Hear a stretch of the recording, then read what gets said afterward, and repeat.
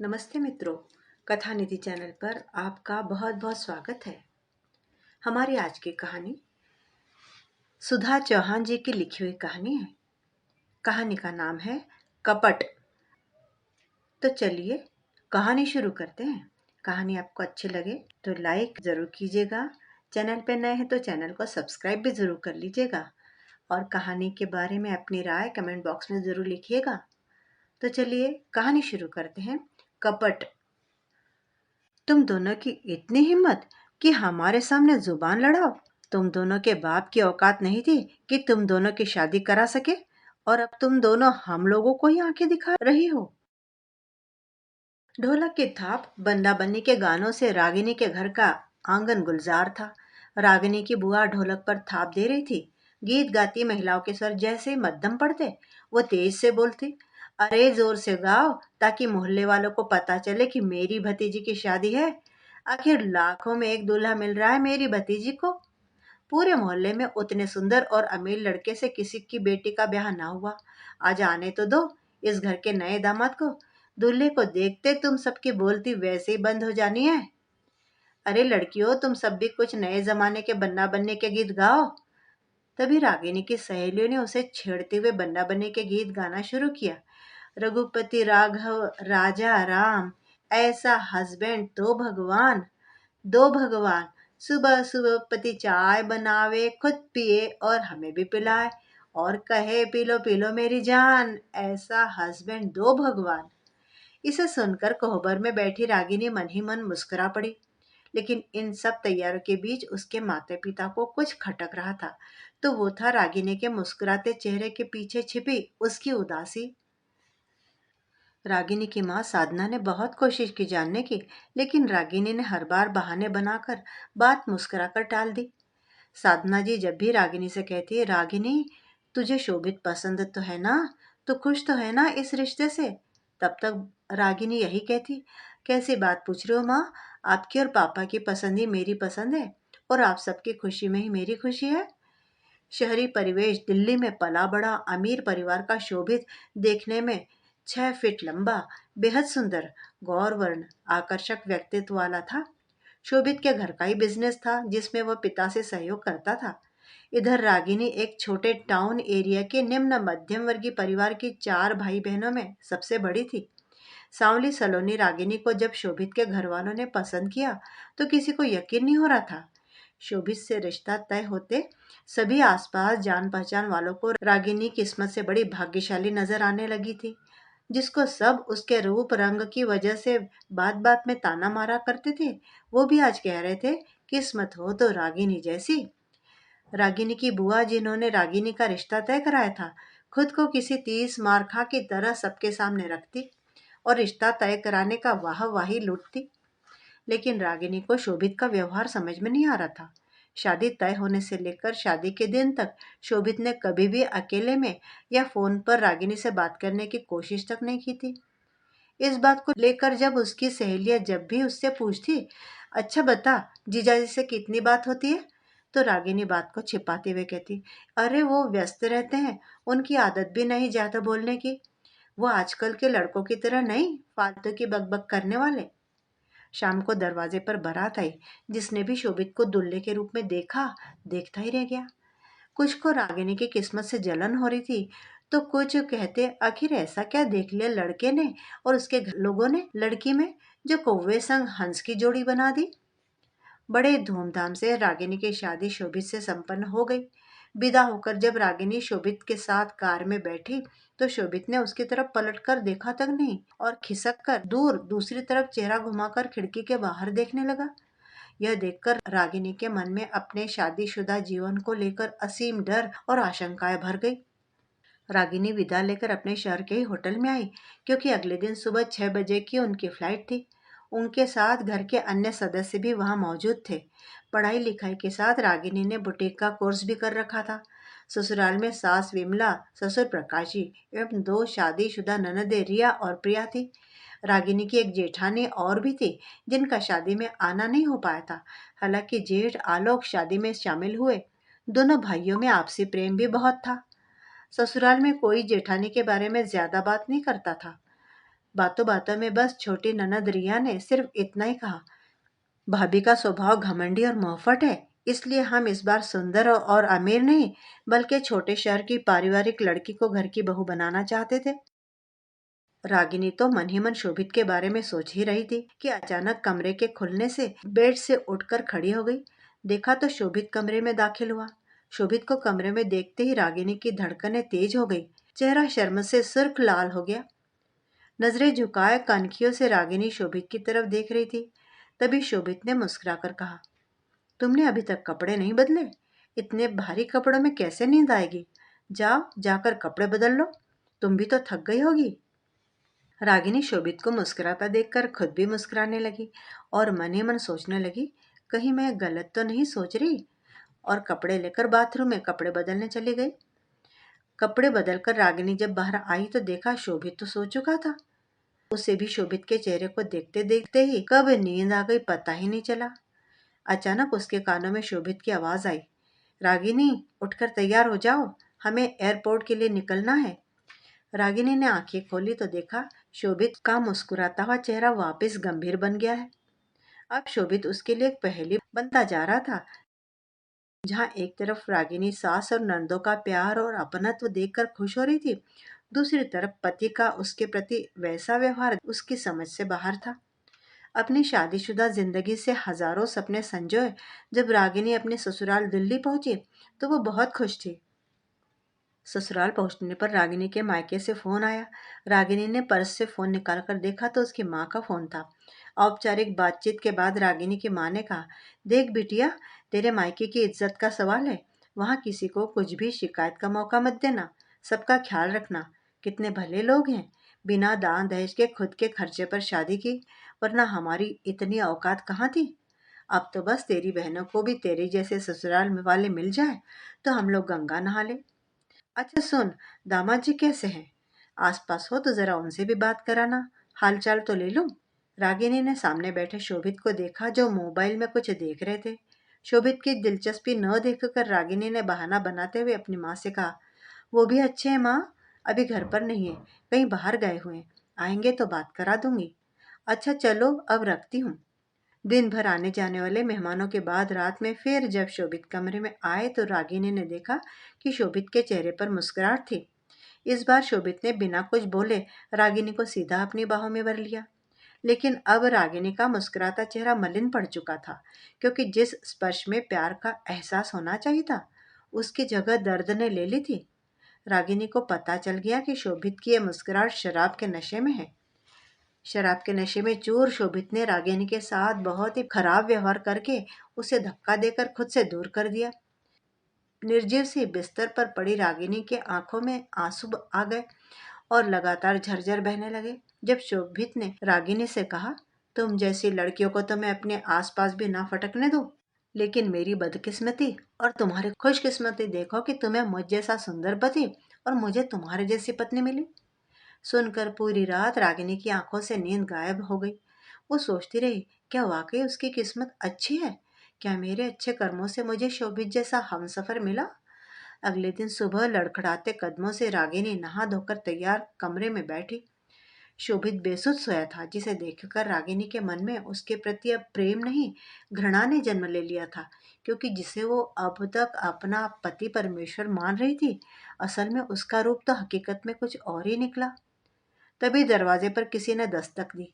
अपने ख्यालों में खोई खोई रागिनी दरवाजे की दस्तक से अपने ख्यालों से बाहर आ गई और बिस्तर से उठकर दरवाजा खोला तो देखा सामने उसकी सास विमला जी खड़ी थी। विमला जी ने रागिनी से कहा, बहू चलो रसोई में, तुम्हें कुछ बनाना भी है, तुम्हें कुछ बताना भी है। अब अपनी जिम्मेदारियों को संभालो, क्योंकि अब ये घर, पति और उसका परिवार सब तुम्हारी जिम्मेदारी है। अब तो मैं सब जिम्मेदारियों से मुक्त होना चाहती हूँ। अपनी बहू रूपी इस प्यारी सी बेटी को देखकर रागिनी ने चुपचाप हाँ में सिर हिलाया और वहां से उठकर अपनी सास के साथ रसोई में आ गई। शरीर पर पड़े नीले निशान को देखकर विमला जी ने कहा, रागिनी, दाग या तो छिपाना सीख लो या मिटाना, क्योंकि एक सफल गृहिणी और आदर्श पत्नी की यही निशानी होती है कि उसके घर और परिवार की कोई बात घर से बाहर ना जाए। बेटा रागिनी, देखो, मैं तुम्हें ये एक सास की नहीं, माँ की हैसियत से समझा रही हूँ, क्योंकि ये सब कुछ सभी औरतों के साथ होता है और आदमी तो होते ही ऐसे हैं। खैर चलो, काम देख लो। और वो रागिनी को घर के सारे काम समझाकर रसोई से निकल गई। इधर दर्द से कराहती रागिनी अकेली रसोई में बैठी अपना मुंह दबाकर रोने लगी, क्योंकि आज ना तो उसकी कोई चीख पुकार सुनने वाला था, ना ही उसका कोई दर्द समझने वाला था। तभी उसे उसकी सास ने आवाज लगाई, रागिनी, जल्दी करो बेटी, सबके लिए नाश्ता चाय तैयार कर दो, वरना देर हो जाएगी। सबके लिए चाय नाश्ता तैयार करके रागिनी ने सबको दे दिया। सभी ने नाश्ते की तारीफ की, लेकिन शोभित, वो बिना खाना खाए ही कुछ खाए ही घर से बाहर चला गया। रागिनी अभी शोभित के बारे में सोच ही रही थी कि उसकी सास बोली, बेटा, रसोई साफ कर लो तो मैं दोपहर का खाना बता देती हूँ कि क्या बनाना है। सच से अनजान रागिनी सोचने लगी, इतने अमीर ससुराल में एक भी नौकर या नौकरानी नहीं, कितने आश्चर्य की बात है। अब रागिनी के मन में बहुत सारे सवाल घूम रहे थे, लेकिन वो पूछे तो किससे? आखिर सारे प्रश्नों के उत्तर उसे कौन देगा? जब शोभित को रागिनी पसंद ही नहीं थी, तो शोभित ने रागिनी से शादी की ही क्यों? आखिर इतने बड़े शहर में रहने वाले अमीर लड़के को लड़कियों की कोई कमी तो थी नहीं, जिससे चाहते उससे शादी करते। फिर मुझसे शादी क्यों की? रागिनी की सास और ननदे उससे बहुत प्यार से बात करती। कोई भी उनके व्यवहार को देखकर सोचता, कितने अच्छे और उच्च विचार हैं इन लोगों के। लेकिन सास ननद के व्यवहार को भी लेकर उसका मन एक तरफ कहता कि वो लोग अच्छे हैं, लेकिन दिमाग कहता, नहीं, प्यार नहीं, दिखावा करते हैं, जिसका सहारा लेकर वो लोग मुझे मूर्ख बना रहे हैं। कहाँ तो रागिनी शादी के बाद अपनी शादी और हनीमून के सपने देख रही थी, और कहाँ तो वह शादी होते ही उलझनों में उलझ कर रह गई। उसे लगता था कि दामाद के रूप में उसके माता पिता को सम्मान देने वाला बेटा मिल गया है, जिससे उसके माता पिता की तकलीफ अब कम हो जाएगी और अब वो पूरे अधिकार और सम्मान से माता पिता की मदद कर पाएगी। लेकिन उसके सपने सपने ही रह गए। यहाँ तो उसको खुद के अस्तित्व की लड़ाई लड़नी पड़ रही थी, लड़नी होगी अब अपने ससुराल में अपने पति के दिल में वो खुद के अस्तित्व को स्थापित करने की लड़ाई लड़ेगी। घर के काम करके रागिनी इतनी थक चुकी थी कि बस दिल्ली आने के एक सप्ताह तक यही सब चलता रहा। रागिनी की माँ का जब भी फोन आता, वो उनसे हंसकर ही बात करती, क्योंकि उसे पता था कि उसकी परेशानी सुनकर उसके माँ और पिता परेशान हो जाएंगे और लौट कर गई तो समाज में उनकी बदनामी होगी, वो अलग। इसलिए उसने चुप रहना और अपनी तकलीफ को छुपाना ही बेहतर समझा। एक दिन उसकी सास ने सुबह सुबह आकर उससे कहा, रागिनी, एक कप चाय अधिक बनाना, आलोक आया हुआ है। जेठ जी का नाम सुनते ही उसे लगा कि शायद जेठानी भी उससे मिलने आई होंगी। उसने सास से पूछा, माँ जी, लेकिन जेठ जी आए कब? क्या भाभी भी आई हैं साथ में? आलोक तो कल रात ही आया, लेकिन जेठानी के नाम पर कोई जवाब न मिलने से वो समझ गई कि वो गलत थी। जेठ जी अकेले ही आए थे। उसको ये सब गोलमाल नहीं समझ में आ रहा था। वो सोचती, हे भगवान, मैं कहाँ आकर फंस गई हूँ। क्या घर है, एक बेटा दिन भर घर में रहता है, एक बेटा तो आया, लेकिन उसकी पत्नी साथ में क्यों नहीं आई? अब आलोक भी घर में साथ ही रहने लगे। तब रागिनी को समझते देर न लगी कि ये लोग कोई अमीर खानदान के नहीं, बल्कि दिखावे के अमीर है, कागजी शेर की तरह। एक दिन शाम को जोर जोर से गाली गलौज की आवाज आ रही थी। रागिनी ने झांक कर देखा तो लेनदार पैसा चुकाने की बात कर रहे थे। पता चला शोभित ने किसी बिजनेस के लिए लाखों रुपए उधार लिए थे, जो उसने चुकाए नहीं। जैसे तैसे हाथ पांव जोड़कर किसी तरह विमला जी और आलोक ने उन लोगों से विनती की कि कुछ दिनों की और मोहलत दे दें। तभी घर में उसकी जेठानी आरती का आगमन हुआ, जिसे देखते सबके चेहरे के रंग उड़ गए। आलोक बोला, आरती, तुम इतनी जल्दी? तुम तो 1 महीने के बाद आने वाली थी ना? अरे घर के अंदर तो आने दो कि सारे सवाल यहीं पूछ लोगे। पापा अब ठीक है, डॉक्टर ने कहा अब परेशानी की कोई बात नहीं। भैया भी इंडिया ही आ गए हैं माँ पापा के साथ रहने के लिए। दरवाजे की ओर से झांकती रागिनी आरती को देखकर देखती रह गई। पता नहीं क्यों उसका दिल खुशी से रोने लगा। उसकी आंखों से आंसू झलक आए। जेठानी को देखते उसे ऐसा लगा जैसे उसे अपनी कोई बड़ी बहन मिल गई हो। वो झटपट रसोई से पानी लेकर आई उनको देने के लिए कि तभी उसे पीछे से किसी ने आवाज दी, तुम कौन हो? रागिनी ने पलटकर देखा तो आरती थी। रागिनी सोचने लगी, इसका मतलब इन्हें यह पता ही नहीं कि मेरी शादी इनके देवर से हो गई है। रागिनी ने आगे बढ़कर आरती के पैर छुए। तब आरती बोली, खुश रहो, लेकिन माफ करना, मैंने तुम्हें पहचाना नहीं। तभी पीछे से आलोक ने आकर कहा, ये शोभित की पत्नी है रागिनी, अब तुम कमरे में चलो। इतना सुनते गुस्से और आक्रोश में भरी आरती ने खुद को संयमित करते हुए कहा, क्या? लेकिन कब हुई शादी? और मुझे तुमने बताना भी जरूरी नहीं समझा? तुम कमरे में तो चलो, मैं तुम्हें सब बताता हूँ। तभी विमला जी बोली, क्यों बताते? ताकि तुम उसकी शादी बिगाड़ सको? जानबूझकर हमने तुम्हें कुछ नहीं बताया। वो तो शुक्र है मेरे हीरे जैसे दामाद का जो उसने शोभित का ब्याह करा दिया, वरना तुम तो उसकी शादी ही ना होने देती। आलोक, लेकर जाओ इसे कमरे में और समझा देना कि रागिनी से दूर ही रहे। खबरदार जो उसे बिगाड़ने की कोशिश की तो मैं इसकी परछाई भी रागिनी पर नहीं पड़ने देना चाहती।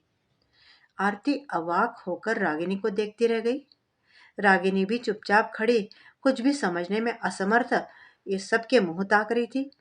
तभी विमला जी ने उसका हाथ पकड़कर उसे अपने कमरे में ले गई और बोली, बहू, तुम शोभित को या शादी कभी कोई बात आरती से साझा मत करना।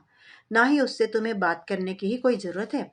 उसकी तो आदत है बात को बढ़ा चढ़ाकर बताने और झगड़े लगाने की, इसलिए तुम उससे दूर ही रहना। मैं तो सिर्फ उसे अपने बेटे की वजह से झेलती हूँ। अच्छा हुआ शादी के समय वो अपने मायके थी 3 महीने से, वरना तो शादी होना मुश्किल थी। उसके बुरे कर्मों का नतीजा ये है कि मायके में उसके बाप का पूरा शरीर लकवाग्रस्त हो गया और शादी के 5 साल हो गए, लेकिन अभी तक बांझ है, बांझ। रागिनी चुपचाप कमरे में मूक दर्शक की भांति सब कुछ सुन रही थी। इधर आलोक ने आरती को कमरे में लाकर कहा, देखो आरती, मेरी एक बात कान खोलकर सुन लो। तुम रागिनी से कुछ भी नहीं कहोगी और अपना काम खत्म करो और अपने कमरे में आ जाया करो। लेकिन आलोक, क्या रागिनी को शोभित का सच पता है? क्या रागिनी की शादी शोभित से सच बताकर हुई है, या वैसे ही जैसे तुम्हारी और मेरी हुई थी, झूठ बोलकर? आलोक बहुत गुस्सा हुआ। क्या बताया गया क्या नहीं, तुम्हें इससे कुछ मतलब नहीं होना चाहिए, बस तुम्हारी जुबान बंद रहनी चाहिए। पूरी रात आरती की आंखों से नींद गायब रही। न चाहते हुए भी बार बार उसके सामने रागिनी का मासूम चेहरा आ जाता। 2 दिन तक घर में शांति और चुप्पी छाई रही, स्मशान घाट जैसी। आरती और रागिनी एक दूसरे को देखती, साथ काम करती, लेकिन बात कोई किसी से नहीं करता। तीसरे दिन रात को अचानक आरती को रागिनी के कमरे से गाली और थप्पड़ की आवाज आने लगी। रागिनी की बचाओ प्लीज, शोभित मुझे मत मारो की आवाज आ रही थी। आरती भागकर अपने कमरे से निकलने लगी तो आलोक ने उसका हाथ पकड़ लिया और बोला, कहाँ जा रही हो? ये उनका निजी मामला है, तुम्हें उसमें कुछ भी नहीं बोलना है। आरती ने गुस्से में आलोक से कहा, आलोक, मेरा हाथ छोड़ो, वरना 2 साल पहले आई इस दरवाजे पर पुलिस आज एक बार फिर आ जाएगी। और ये दर्द भरी चीखती आवाज, इसे निजी मामला नहीं कहते, समझे? आरती भागकर कमरे में गई जहां शोभित पैरों से रागिनी को कुचल रहा था। और तभी आरती ने शोभित को पकड़कर एक जोरदार थप्पड़ उसके गाल पर दे मारा और झटके से उसे रागिनी से दूर धक्का दे दिया। नशे में चूर शोभित को अपना होश ही नहीं था। वो बड़बड़ाता हुआ बेड पर जा गिरा और उसी हालत में सो भी गया। इधर दर्द से कराहती रागिनी आरती से गले लगकर खूब जोर जोर से फूट फूट कर रोने लगी। आरती ने उसे सहारा देकर उठाया और उसे हिम्मत रखने के लिए कहा। उसने कहा, रागिनी, अब रोना बंद करो। तुमने क्यों की शोभित से शादी? क्या तुम्हें इसका सच पता नहीं था कि शोभित नशे का आदी है? इसकी वजह से इसके कई रिश्ते टूट गए। अब तो रिश्ते भी आना बंद हो गए थे, इसीलिए तो 38 साल की उम्र में भी वो अब तक कुंवारा ही था। इतना सुनते ही रागिनी बोली, लेकिन हमें तो ये बात पता ही नहीं थी। हमें तो बताया गया कि ये बिजनेस संभालते हैं घर का और पढ़े लिखे हैं। नहीं रागिनी, शोभित तो सिर्फ 10वीं तक पढ़ा हुआ है, वो भी 5 बार फेल होने के बाद पास हुआ है। वो कुछ नहीं करता सिवाय नशे और लड़कियों को परेशान करने के। उसकी तो सिर्फ शक्ल ही सुंदर है, जिसका फायदा उठाकर वो न जाने कितनी लड़कियों को धोखा दे चुका है। शोभित से 12 साल छोटी रागिनी को कुछ भी समझ में नहीं आ रहा था कि अब आगे उसकी जिंदगी क्या मोड़ लेगी। पूरी रात देवरानी जेठानी ने एक दूसरे से बात करते हुए गुजार दी। अगले दिन हॉल में बुलाकर आरती को कटघरे में खड़ा किया गया। हॉल में उसके ननद रिया, नंदोई आलोक नंदोई आलोक, शोभित और उसके सास ससुर और रागिनी भी मौजूद थी। सब बारी बारी आरती पर इल्जाम लगा रहे थे कि तभी आरती और रागिनी ने एक साथ ही कहा, अगर आप सबने बोल लिया हो तो अब हम शुरू करें बोलना। आरती और रागिनी को एक साथ एक सुर में बोलते हुए देखकर उसके नंदोई का गुस्सा सातवें आसमान पर पहुंच गया।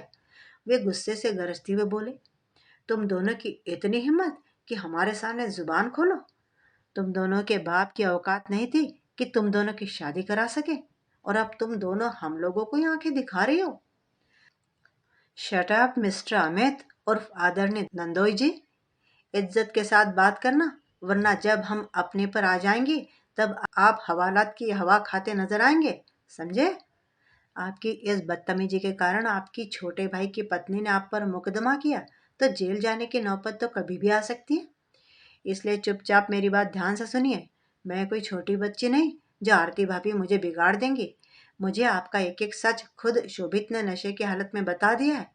मुझे पता चल चुका है कि आप शोभित को ब्लैकमेल करके पैसे ऐंठते हैं, और आपने ही उसे नशे का आदी भी बनाया ताकि वो आपके इशारों पर नाचता रहे, और भाभी के ऊपर माँ जी के गहने चुराने का इल्जाम लगा दिया, ये कहकर कि ये गहने बेचकर वो अपने भाई को विदेश भेजना चाहती थी, इसलिए उन्होंने चोरी की घर में। रागिनी के मुंह से सच सुनकर आज अमित के कदम लड़खड़ाने लगे। वो अपनी सास विमला जी की तरफ देखने लगा, जो रागिनी की तरफ भावना शून्य होकर देख रही थी। आपने इस घर में फूट डालकर राज करने का बड़ा अच्छा तरीका निकाला था, लेकिन अफसोस आपका यह तरीका हम देवरानी जेठानी पर काम नहीं करने वाला। और एक बात और, आखिरी बात, आपने जितने पैसे शोभित के नाम पर कर्जे लिए हैं उन सब की भरपाई भी आप ही करेंगे, और कल से हम खुद ही अपना सारा बिजनेस का काम काज देखेंगे। आपको हम पर एहसान करने की जरूरत नहीं है। नंदोई अमित बोला, मम्मी जी आप कुछ बोलेंगी भी अपनी छोटी बहू को, जो मुझ पर बेसिर पैर के इल्जाम लगा रही है? अपनी जेठानी के बहकावे में आकर ये सब इस तेज तर्रार आरती की साजिश है। मुंह रागिनी का है लेकिन बोल आरती के है।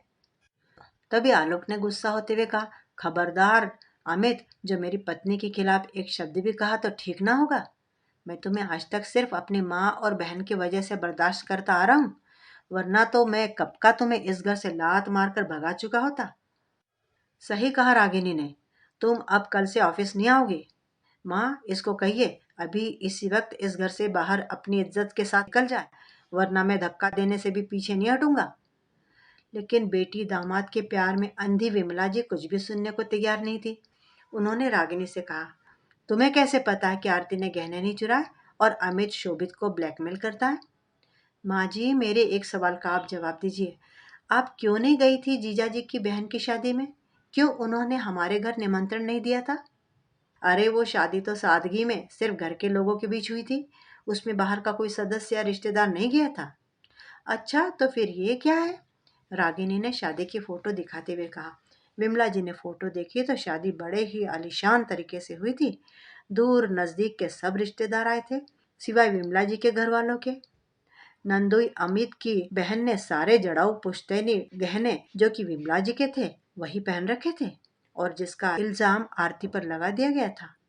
रागिनी ने शोभित से कहा, शोभित, अगर आज आपने सच नहीं कहा तो पूरी जिंदगी इस दलदल से निकल नहीं पाएंगे। उस रात नशे की हालत में जो भूल आपसे हुई वो जीजाजी के कारण ही हुई थी। और शोभित, जो आपकी प्रेमिका है अवनी, उसको भी जीजाजी ही होटल के रूम तक लेकर आए थे ताकि वो आपका सच जानकर आपसे शादी से इनकार कर दे, और धीरे धीरे आपको उन्होंने वो बना दिया जो आप कभी थे ही नहीं। आज खुद को बेबस और लाचार महसूस कर रहा था शोभित। तभी रागिनी की ननद रिया ने कहा, रागिनी, तुम मुझसे किस जन्म का बदला ले रही हो? क्यों मेरी शादीशुदा जिंदगी तबाह करना चाहती हो? दीदी, आपने अपना मायका और हमारी जिंदगी खराब करते समय ये सोचा था? आपने हम लोगों से किस बात का बदला लिया?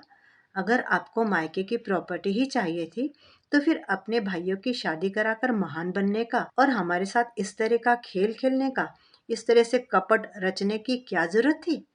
आपने हमसे किस बात का बदला लिया? क्या मैं जान सकती हूँ? माँ जी, आप कुछ बोलती क्यों नहीं?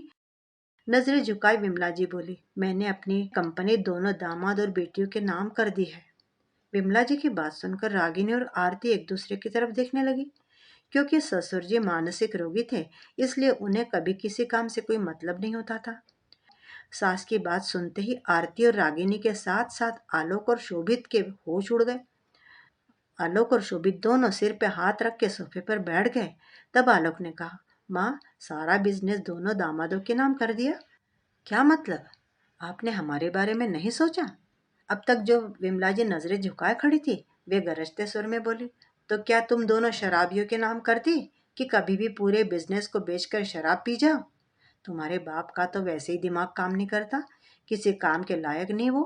तो क्या तुम लोगों के भरोसे रहकर मैं अपना बुढ़ापा भी खराब करती? अरे तुम लोगों को तो शुक्रगुजार होना चाहिए मेरे दामाद का, जिसने तुम लोगों की शादी तो करा दी, वरना तो तुम लोगों से कोई रिश्ता करने के लिए तैयार नहीं था। और ये कल की आई रागिनी मेरे दामाद का अपमान कर रही है। अब तुम लोग देखो मैं क्या करती हूँ। रागिनी, अभी मेरे दामाद के पैरों पर गिरकर माफी मांग, या आज और अभी से तुम लोगों का इस घर और पैसों पर कोई हक नहीं। सारी जायदाद मैं अपने पास रख लूंगी, समझे? और रागिनी, गहने चोरी नहीं हुए थे, बल्कि मैंने खुद ही उन्हें दिए थे। सोचा था इस बहाने ये आरती इस घर को छोड़कर चली जाएगी, लेकिन ये तो कुंडली मारकर इसी घर में अब तक जमी हुई है। कुछ इस चालाक और तेज तर्रार आरती का ही किया धरा है। चुपचाप सब कुछ देखते सुनते बैठे हुए रागिनी के ससुर प्रकाश जी बोले, वाह विमला, क्या बात है। तुम मेरे घर वालों की सगी तो ना हो सकी, लेकिन तुमने तो अपने बेटों के साथ भी वही व्यवहार किया जो तुमने आज से पहले मेरे घर वालों के साथ किया था। पहले उन्हें झूठे दहेज के केस में फंसाने की धमकी दी और मुझसे दूर कर दिया। इस तरह का कपट तुम अब बेटों के साथ भी कर रही हो। बेटों के साथ ऐसा सौतेला व्यवहार भला कौन कर सकता है? कोई सगी माँ अपने बेटों के साथ ऐसा नहीं कर सकती। पहले मेरे बच्चों की नज़र में मुझे गलत साबित किया, उन्हें मुझसे दूर कर दिया, अब उन्हें इस घर से निकाल रही हो। ये मेरे जीते जी तो संभव नहीं होगा। मेरे बेटे बहू इस घर से कहीं नहीं जाएंगे, और ना ही मेरी बहू किसी से माफी मांगेगी। प्रकाश जी को इस तरह से बोलता देखकर सब उनकी तरफ आश्चर्य से देखने लगे। बाबूजी, लगता है आपकी तबीयत ठीक नहीं है। चलिए आपको दवा देकर सुला देता हूँ, आप आइए मेरे साथ। दामाद अमित ने प्रकाश जी का हाथ पकड़ते हुए कहा, तो उन्होंने अपना हाथ जोर से झटक कर अमित के हाथ से छुड़ा लिया। मैं बिल्कुल ठीक हूँ, मुझे कुछ नहीं हुआ। लेकिन काश इतनी चिंता तुम अपने माँ बाप की भी करते और अपनी खराब नियत मेरे घर से दूर रखते तो अच्छा होता। लेकिन तुम तो पैसों के लालच में ऐसे अंधे हो गए कि तुमने अपने माँ बाप भाई के साथ साथ मेरे घर को भी अपने कपट का शिकार बना लिया। अब यहाँ से चुपचाप चले जाओ, जैसा कि तुम्हें आलोक ने कहा, इससे पहले कि हम तुम्हें तुम्हारा हाथ पकड़कर इस घर से निकालें। ये घर आज भी मेरे नाम है। विमला, तुम भी चाहो तो चली जाओ इस घर से। मैं क्यों जाऊं इस घर से? मैं तो यहीं रहूंगी और जो मेरी मर्जी होगी, जैसा मेरा मन होगा वही करूंगी। अमित रिया को साथ लेकर घर से जाने लगा तो आरती ने उसको रोककर कहा, आपको आज शायद एहसास नहीं अपनी गलतियों का, लेकिन जिन दो बेटों के घमंड में अंधे होकर आप लड़कियों और औरतों का अपमान करते हैं ना, कल को आपके उन्हीं बेटों ने आपको सड़क पर लाकर ना खड़ा किया तो मेरा भी नाम आरती नहीं। हमारे कर्म आज नहीं तो कल हमारे सामने आते ही आते हैं। अमित ने व्यंग में हंसते हुए कहा, मेरे भविष्य की चिंता छोड़कर तुम तो अपना पहले आज देखो। सोचो कि अब क्या करोगी और कैसे इस घर को फर्श से अर्श पर लाओगी। कहकर अमित रिया को साथ लेकर वहां से चला गया। इधर सब सोफे पर बैठे बैठे सोचने लगे कि अब आगे क्या और कैसे होगा, कैसे घर और घर के खर्चे चलेंगे। पूरे घर में सन्नाटा फैल गया था। सब खामोश थे, किसी को कुछ भी समझ में नहीं आ रहा था। विमला जी उठकर कमरे में चली गई। प्रकाश जी घर के बाहर चले गए। रागिनी बोली, आरती भाभी, अब हम क्या करेंगे? तुमने तो सही कहा था कि इस घर के दामाद मदद के नाम पर हम लोगों को मूर्ख बनाकर हमारे ही पैसे हमें देकर हम पर एहसान कर रहे हैं। मैंने माँ और बहन बहनोइयों पर आंख बंद करके भरोसा किया, जिसका नतीजा मुझे आज ये मिला। आलोक ने भी यही कहा। अब तो मुझे समझ में नहीं आ रहा है कि अब हम आगे क्या करेंगे। आलोक, अब जो होना था वो हो चुका, अब जो हो गया वो तो सुधर ही नहीं सकता। आलोक और शोभित दोनों ही ज्यादा पढ़े लिखे नहीं थे, तो उन्हें कोई अच्छी नौकरी मिल नहीं सकती थी। लेकिन आरती और रागिनी दोनों ही पढ़ी लिखी थी, इसलिए उन्होंने नौकरी ढूंढनी शुरू की। 20-22 दिनों में उन दोनों को ही नौकरियां मिल गई। रागिनी ने उसके बाद बुटीक के काम को भी धीरे धीरे शुरू किया। देखते देखते बुटीक के साथ ही आरती के भाई की मदद से उन लोगों ने कपड़ों का व्यवसाय शुरू कर लिया। अब आलोक और शोभित भी दुकान पर आकर काम देखने लगे। लेकिन इन सब के बीच कोई नहीं बदला, तो वो था विमला जी का व्यवहार। प्रकाश जी ने उसके बाद उनसे बात करना बिल्कुल बंद कर दिया। आलोक और शोभित भी सिर्फ काम से काम रखते। एक दिन अचानक ही विमला जी ने कहा कि वो अपने बेटी दामाद के घर जा रही हैं, क्योंकि अब वही उनको अपनापन और प्यार सम्मान मिलेगा। लेकिन आज उन्हें जाता हुआ सब देखते रहे, किसी ने भी उन्हें रोका ही नहीं। इधर रागिनी और शोभित के दिलों की दूरियां अब कम होने लगी थी। शोभित को अब एहसास होने लगा था कि जिंदगी में सिर्फ सुंदरता ही सब कुछ नहीं होता। जिंदगी जीने के लिए एक सच्चे और समझदार जीवन साथी की जरूरत होती है। रागिनी के समर्पण ने उसके दिल में जगह बना ली थी। उसने अपने नशे की लत पर भी काबू पाना शुरू कर दिया। धीरे धीरे घर के लोगों की जिंदगी पटरी पर आने लगी थी। आरती ने 2 जुड़वा बेटियों को, तो रागिनी ने एक बेटे को जन्म दिया। अपने सम्मान की लड़ाई जो आरती और रागिनी ने मिलकर शुरू की थी, वो आज पूरे 12 साल के कठिन संघर्ष के बाद पूरी हो चुकी थी और उन्हें जीत हासिल हुई थी। पूरे शहर में सफल व्यवसायी महिला और देवरानी जेठानी के रूप में एक मिसाल कायम कर दी थी उन दोनों ने। आज आरती के जन्मदिन के अवसर पर रागिनी उसके पास आई और उसे गले लगाकर बोली, भाभी, मैं आपसे बहुत कुछ कहना चाहती हूँ, लेकिन सोच रही हूँ कि कैसे करूँ। तभी कमरे में आलोक ने प्रवेश किया। वह बहुत परेशान दिख रहा था। आलोक को परेशान देखकर आरती और रागिनी खड़ी हो गई। आलोक, क्या हुआ? तुम परेशान दिख रहे हो। आलोक ने घबराहट में कहा, अस्पताल से किसी अजनबी का फोन आया था। माँ अस्पताल में भर्ती हैं। उनकी स्थिति बहुत गंभीर है। सोच रहा हूँ कि क्या करूँ।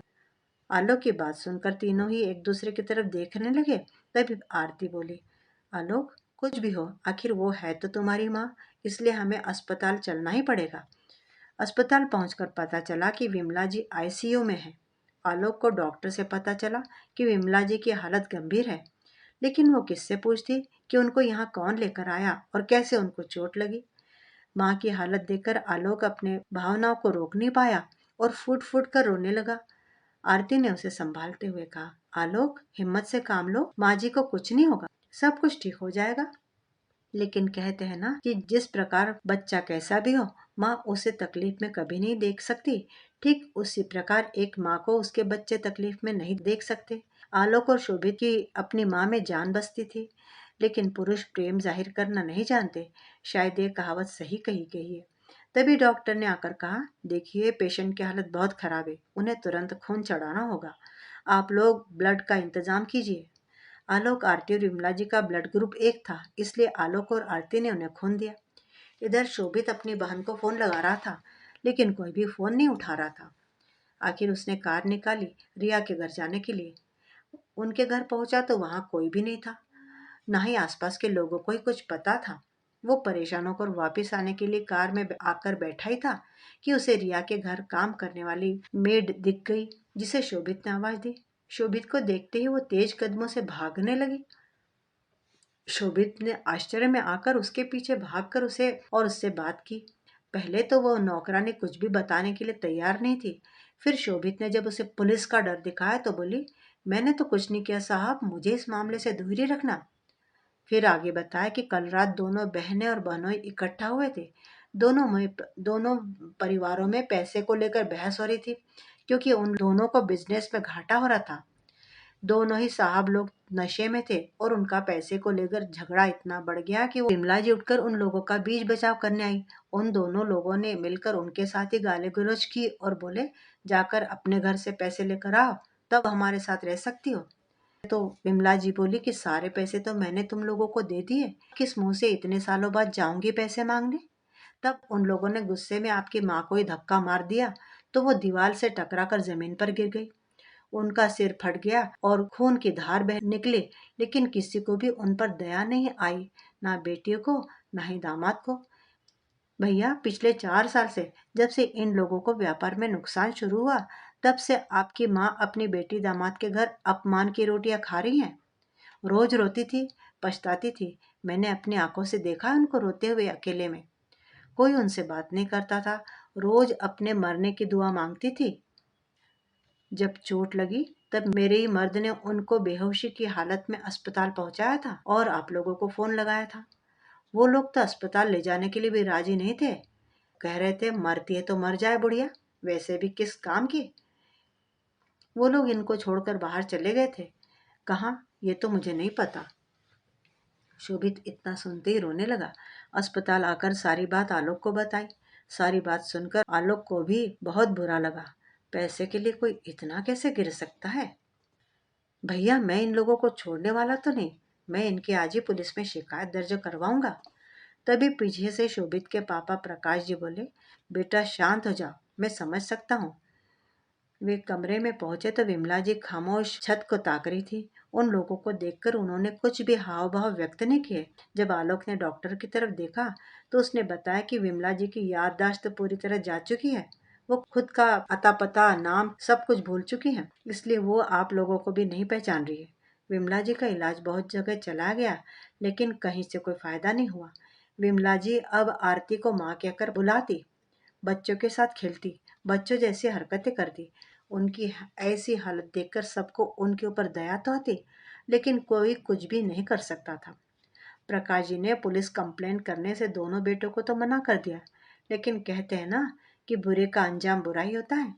एक दिन टीवी पर सब एक साथ समाचार देख रहे थे कि तभी न्यूज में घर के दोनों दामादों का नाम देखकर सब चौंक गए।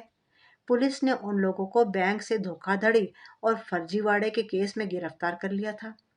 उनकी सारी प्रॉपर्टी सील करके उनको नीलाम कर बैंकों को कर्जों की भरपाई के सरकार ने आदेश पारित कर दिए थे। नीलामी हुई। जब नीलामी हुई तो खरीदने वाली आज रागिनी और आरती थी। पूरी प्रॉपर्टी उन दोनों के नाम पर वापस आ गई। जिस खुशी में घर में आज पार्टी रखी गई थी, आज रागिनी आरती के कमरे में आई और उसके गले लगाती हुई बोली, भाभी, उस दिन जो बात अधूरी रह गई थी ना, वो आज मैं कहना चाहती हूँ। मेरी जिंदगी को नई दिशा देने और पलाश के फूलों का महत्व समझाने के लिए आपका शुक्रिया। अगर उस दिन आपने सब सच मुझे न बताया होता तो शायद मेरी जिंदगी की वो आखिरी रात होती और मैंने हार कर मौत को गले लगा लिया होता। रागिनी, तुम ऐसा क्यों कह रही हो? ये सब कुछ मैं अकेले कभी न कर पाती अगर तुम्हारे जैसे समझदार देवरानी मुझे न मिली होती। यही तो खूबी है आपकी कि आप हर चीज को अलग नजरिए से देखती हो भाभी। मुझे आज भी अच्छे से याद है जब मैंने आपसे कहा था कि भाभी, मेरी जिंदगी पलाश के फूलों जैसी हो गई, जो बाहर से दिखने में ही सुंदर है, लेकिन उसमें न प्यार और न अपनेपन की खुशबू है।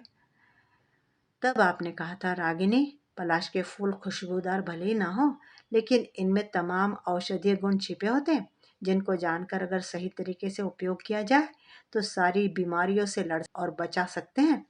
बस तब तक हमें धैर्य से काम लेना होगा जब तक बीमारी ठीक ना हो जाए। हम औरतों की जिंदगी किसी भी दिशा में आसान नहीं होती है। जन्म से लेकर मृत्यु तक हमें संघर्ष ही संघर्ष करना होता है। इसलिए किसी को छोड़कर चले जाना किसी समस्या का समाधान नहीं, क्योंकि इससे हमारी जिंदगी आसान तो होने वाली नहीं। हम लौटकर मायके नहीं जा सकते, क्योंकि मायके वालों की इज्जत की भी हमें परवाह रहती है। हम हमारे साथ साथ उनकी मुश्किलें क्यों बढ़ाएं? ना ही हम अमीर बाप की बेटियां हैं, लेकिन हाँ, हम अपनी मेहनत और ईमानदारी से काम जरूर कर सकते हैं और सफल बन सकते हैं। इस समाज में मिसाल भी कायम कर सकते हैं। अगर घर की औरतें एकजुट हो जाए तो घर के बाहर और अंदर दोनों जगह वो सब कुछ संभाल सकती है। कहकर रागिनी आरती के गले लग गई। मित्रों, अभी आप सुन रहे थे सुधा चौहान जी की लिखी हुई कहानी कपट। उम्मीद करती हूँ कि कहानी आपको बहुत अच्छी लगी होगी। कहानी के बारे में अपनी राय कमेंट बॉक्स में ज़रूर लिखिएगा। कहानी को लाइक कीजिएगा और चैनल पर नए हो तो चैनल को सब्सक्राइब भी ज़रूर कर लीजिएगा। मिलती हूँ जल्दी ही एक और बढ़िया सी कहानी के साथ। तब तक विदा।